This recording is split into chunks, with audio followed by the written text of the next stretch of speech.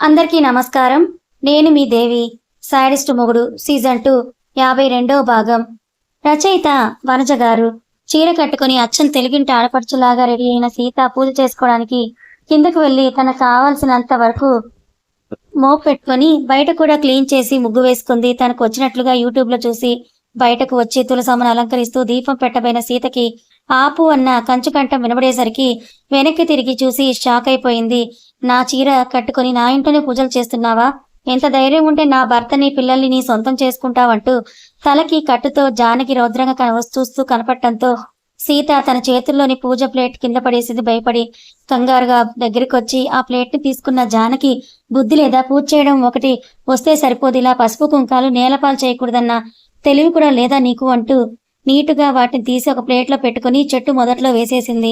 జానకి చేసేది మొత్తం మౌనంగా చూస్తున్న సీత ఇంట్లోకి వెళ్ళబోతూ ఉంటే ఆమెని ఆపేస్తూ, నా ఇంట్లోకి నువ్వెందుకు అడుగు పెడుతున్నావని గట్టిగా అడిగి అయోధ్య లోపలికి వెళ్ళింది జానకి. ఆమె వైపే బాధగా చూస్తూ తులసి కోట దగ్గరికి వెళ్లి నమస్కారం చేసుకున్న సీత అలాగే అక్కడే ఉండిపోయింది. కానీ ఇంట్లో నుండి రామ్ రామ్ అని అంటూ గట్టిగా అరుపులు వినిపిస్తూ ఉంటే మెల్లిగా లోపలికి వెళ్ళిన తనకి హాల్లోనే అందరూ కూడా కనిపించడంతో సైలెంట్ గా ఒక పక్క నిలబడి జరిగే చూస్తూ ఉంది సీత.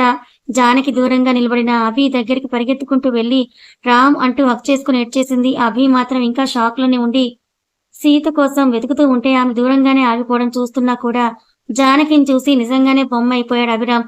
అతను ఎంతకి తిరిగి తనని హత్తుకోకపోయేసరికి, ఏంటి రామ్, ఏమైంది?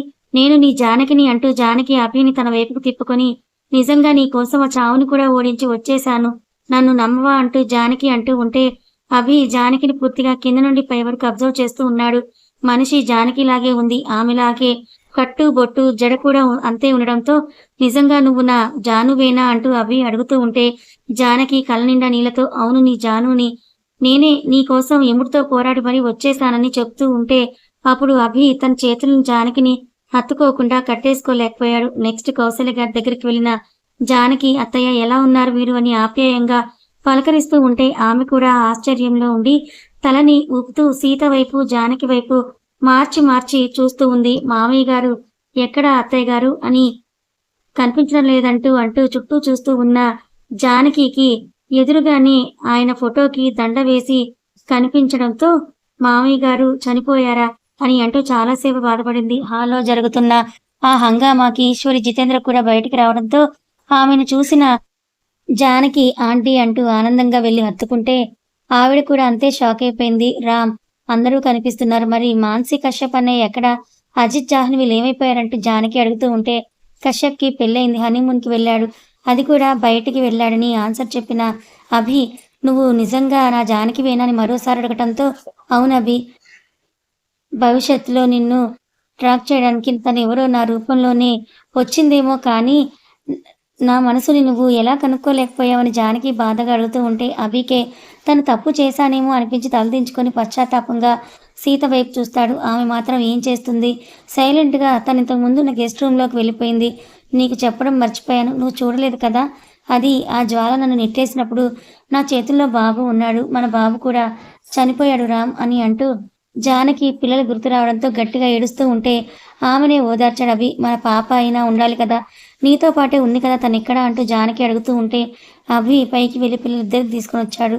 వాళ్ళిద్దరిని డౌట్గా చూస్తున్న జానకి వీళ్ళిద్దరు మన పిల్లలే, ఆద్య ఆదిత్య అని అభి పరిచయం చేస్తూ ఉంటే ఇద్దరిని హత్తుకొని బాబు ఎలా బ్రతికాడంటూ ఏడుస్తూ జానకి అడిగితే అవన్నీ తర్వాత చెప్తానని అంటున్న అభి మాటలు గాల్లోనే కలిసిపోయాయి. జానకి కళ్ళు తిరిగి పడిపోవడంతో కంగారుగా ఆమె దగ్గరికి వచ్చి పట్టుకున్న అభి జానకిని రెండు చేతులతో ఎత్తుకొని సోఫాలో పడుకోబెడుతూ కౌశల్యకి వాటర్ తెమ్మని చెప్పాడు. తెచ్చిన వాటర్ జానకి మీద చిలకరించినా కూడా ఆమెలో ఎటువంటి రెస్పాన్స్ లేకపోవడంతో కౌశల్య తనని పైకి తీసుకొని వెళ్ళని అభి చెప్పడంతో అభి జానకిని ఎత్తుకొని తన రూమ్కి తీసుకువెళ్ళాడు. బెడ్ మీద పడుకోబెడుతూ ఆమెనే చూస్తున్న అభికి కంట్లో సన్నటి కన్నీటి పొర అడ్డొచ్చింది. ఆమెనే చూస్తూ ఉన్న అభికి పిల్లలిద్దరూ తన దగ్గరికి వచ్చి ఎవరు అని అడగటంతో అభికి ఏం చెప్పాలో తెలియక తను మీకు అమ్మ అని చెప్పగానే ఆదిత్య ముఖం చిట్లించి చూస్తూ ఉంటే ఆద్య మాత్రం నాన్న, తను అమ్మ కాదు, అమ్మ కింద ఉందని చెప్పింది, మీకు ఎలా చెప్పాలరా, నేను రెండోసారి కూడా ఇంకొక అమ్మాయిని మోసం చేశాను, నా వల్ల బాధపడేలాగా చేశాను, తను కాదు,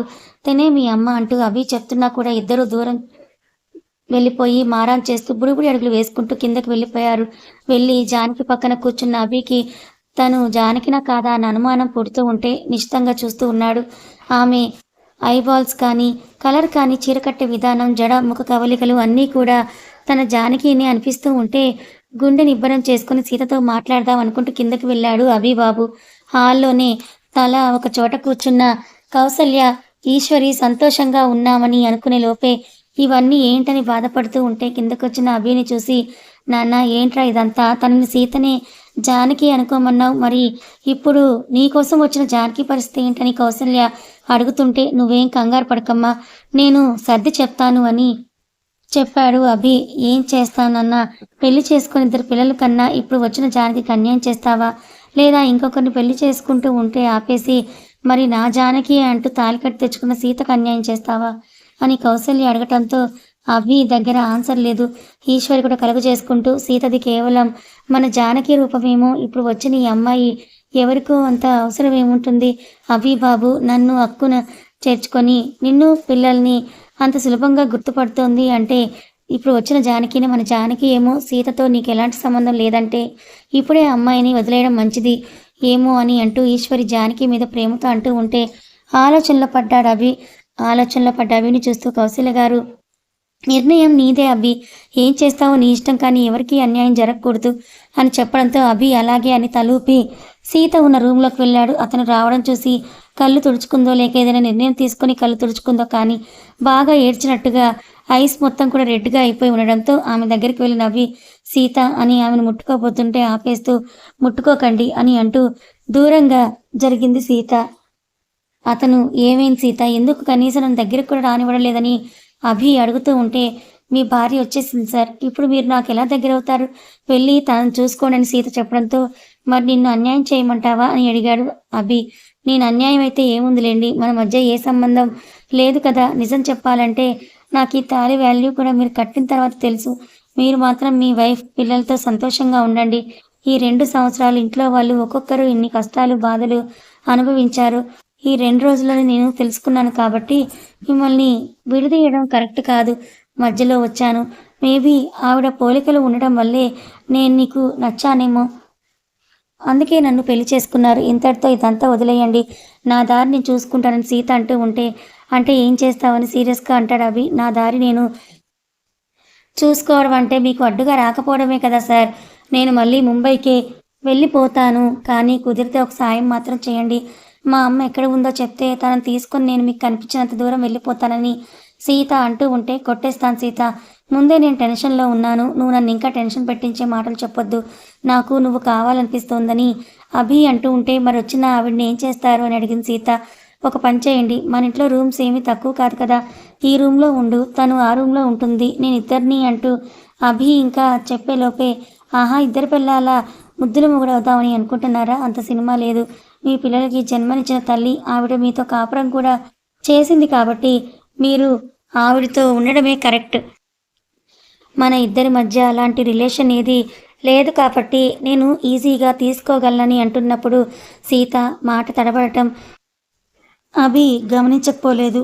అవునా, అయితే ఫిజికల్ రిలేషన్ ఉంటే వదిలి వెళ్ళిపోకూడదన్నమాట, దాందే ఉంది, మన ఇద్దరం కూడా ఇప్పుడే ప్రొసీడ్ అయిపోదాం, అప్పుడు నువ్వు నన్ను వదిలి వెళ్ళలేవు కదా అని అంటూ అభి అంటూ ఉంటే కోపంగా చూసిన సీత ఆమె చూపు ఏమాత్రం పట్టించుకోకుండా దగ్గరికి వెళ్ళిన అభి సీత చుట్టూ చేతులు వేసి, నాకు కొంచెం టైం ఇవ్వరా అంటూ మాధవంగా చెప్తూ ఉంటే, మీకు టైం ఇస్తే ఆవిడ్ని పంపించేసి నాతో సెట్ అయిపోతారా ఏంటి, అప్పుడు పాపం అంతగా ఇష్టపడిన ఆవిడ్ని మీరు మోసం చేసినట్లే కదా అని సీత అమాయకంగా అంటూ ఉంటే తల పేలిపోతున్నట్లు ఫీలింగ్ ఉన్న అభి, ఇదంతా ఫస్ట్ నా దగ్గర మాట్లాడొద్దు, ముందు వెళ్ళి కాఫీ తీసుకురా స్ట్రాంగ్గా అని గట్టిగా చెప్పడంతో ఇంకేం మాట్లాడలేక కిచెన్లోకి వెళ్ళిపోయింది సీత. అభి కోసం కాఫీ పెట్టి అలాగే ఇంట్లో వాళ్ళందరి కోసం కూడా కాఫీ తీసుకొచ్చిస్తూ ఉంటే ఆమె వైపు బాధగా చూశారు కౌసల్య గారు. కానీ ఈశ్వరి మాత్రం, చూడమ్మా, జానకి నేను చిన్నప్పటి నుంచి చూస్తున్నాను, ప్రతిదానికి తను అడ్జస్ట్ అవుతూ బ్రతికింది, తనకంటూ ఏమైనా దక్కింది అంటే అది అభి ప్రేమ మాత్రమే.